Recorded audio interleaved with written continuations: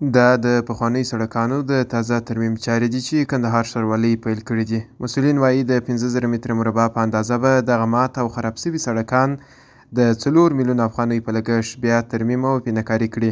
د معلوماتو له مخې د ښار په بېلابېلو ناحیو کې د یادو سړکانو چارې به په راتلونکي یوه میاشت کې بشپړې شي.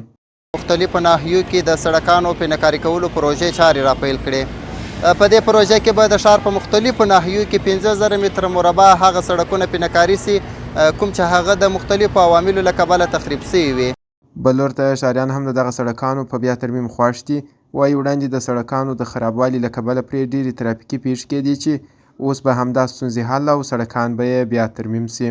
دا سړک خامه و، ډبې وو، ټکرونه هم پر کېدله. د دوکاندارانو هم ډېر ځینې په تکلیف وو. د غټو موټرانو والا دوی چاقیان یې کولې، موټران بې ځغلوله، یو د بل راس ته بې نه کتل، یو د بل سره بې کاټوله. نو د دې له وجې څخه دلته ټکرونه پر دا سړک کېدله. یو ډېر خراب و، ډېر تخریب شوی و، مشکلات یې ډېر زیات کړي وو.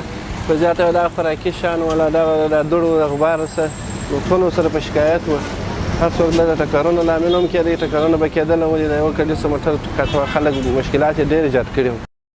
د کندهار ښاروالۍ د معلوماتو له مخې په راتلونکي کې هم د ښار په بېلابېلو برخو کې د ورته پروژو عملي کېدو پلان هم تر لاس لاندې لري.